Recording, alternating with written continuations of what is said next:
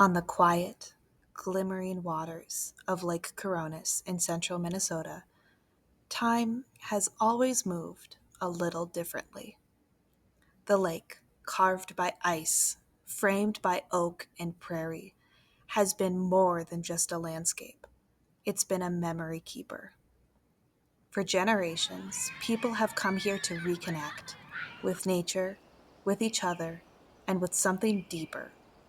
The winding roads, the splash of oars, the homemade rafts and boat parades. These are more than traditions. They are stories, passed hand to hand, wave to wave. This is the story of those who shaped and were shaped by Lake Koronis, a reflection on change, community, and the memories that linger like ripples on the water. Well, some of my favorite memories on the lake are growing up as a kid, um, water skiing all around the lake. This is a picture of my father on what may be the first pair of water skis on Lake Koronis. Oh, really? Yep. Did he make the This skis is- himself then? Yes. This is dated August of 1944. Usually I had to drive the boat when You had we to were water drive the boat. skiing, or my brother's water skiing, or the Bolsteads, they'd water ski with us a lot. But my thing, I really enjoyed sailing. And I bought an old wooden sailboat. It's a 19-foot sloop. And I bought it from some people that lived down on the point just east of the resort. At the time, it's called Jensen's Point. This old sailboat in a boathouse, and I had seen it when I had visited with them, with my grandmother. And so when I was about 17 or 18 years old, I purchased this sailboat from the Jensens. My mom driving the boat and not wanting to turn fast on the turns, so she would slow down and I would sink. So, but it always had to do with activities on Lake Koronis. You get down there and you did skiing and Did that. I remember. Do you remember the when they used to have the boat races at the park? I do. I hadn't thought of that for years. Yeah, I do remember that. That was a big thing for maybe 2 or 3 years. Yeah. Yeah, these I forget what they call these little, not catamarans, or the little racing hydroplane. Racing coffins. Yeah, racing coffins. Yeah. They had that at the park for a couple of And years. and it seems, if I remember, a lot. I mean, a lot. They're homemade. Yeah. A lot of them could be homemade. Yeah. They weren't big. Had an old, well, there used to be a bathtub outside. We'd get sand and grass and collect frogs and water and play with them. And the frogs were out of the lake. Yeah. Always had a boat, right? Oh, always a boat. Now, do you remember who made the boat? Was it a local made boat? No, it came from Little Falls and it was a wooden boat. It was really a nice boat. My dad's business in the early 1940s was building boats for the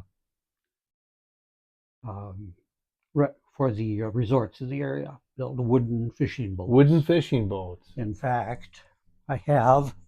Oh, look at that. The bow plate.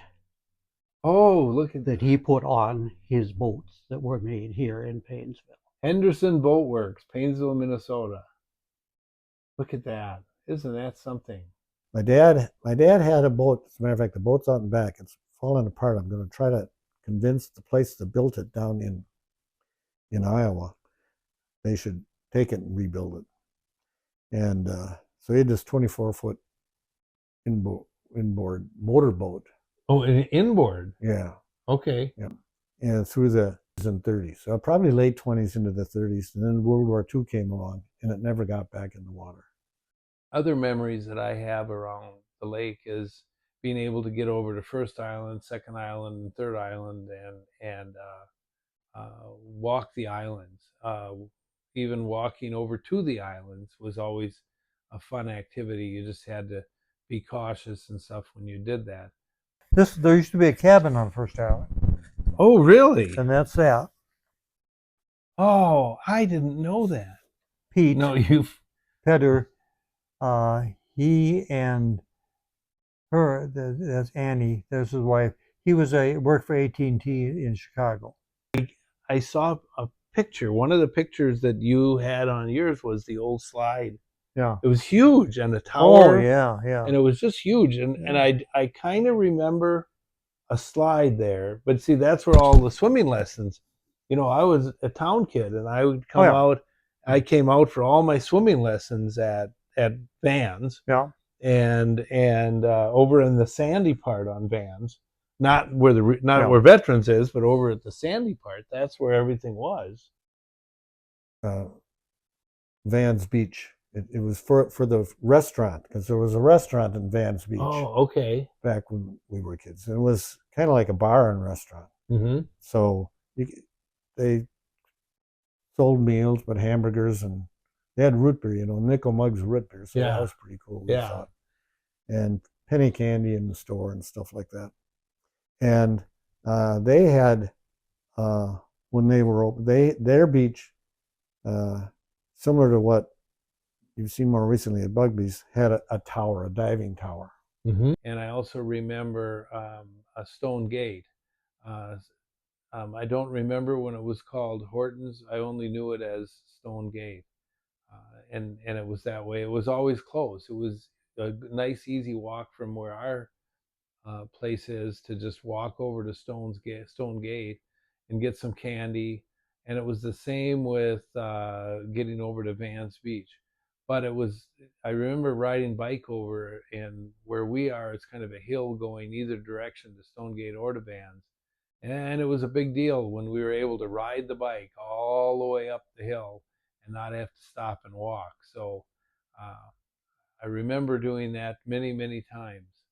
And then, like up at Stonegate, would you ever go up there and visit, or do you remember much about that resort? Well, not until she worked at the bank. Grace or Gloria Weiss. Gloria, yes. So as a child though, you never went No, there. never. It was to Vans Beach. Yeah, that's what. So you went to Vans. So Vans was a place to get treats yes. And stuff. Treats, ice cream, candy bars. You remember the slide? Oh yes, I loved going down that big slide. It was a big slide. Oh gosh, yes. Yeah, and we have some pictures of the old slide. Yep. So that was kind of the place. Oh, definitely. And that was just a walk. It's walkable. It's not gosh, bad. Yes. Were there many boats on the lake that you remember years ago? I really can't say. I think there were. There were other fishermen. There were. Boaters. There were boats on the lake. I think the activity on the lake has changed, and the amount of residents on the lake has changed, and it's really pretty nice. I think the other thing that we always find is that Sunday nights are some of the best nights, because it's after being busy and stuff all week, it kind of quiets down on the weekend on that Sunday evening, and it's a great time to get in the final ski runs and the final activities and etc. on the lake. On the lake, yeah. And certainly Lake Koronis is a special place. There was many years ago a write-up in a newspaper in Minnesota that called Lake Koronis the second most beautiful lake in Minnesota, and so I've clung to that. It's from my perspective, we're the first most beautiful lake, but I'll take second. I don't know what first is, and I don't care. I without question, Lake Koronis is one of the most fantastic lakes around. So, well, Bill, thanks for the time. You bet. Yeah. Let's see how this was fun. Let's see how it came out.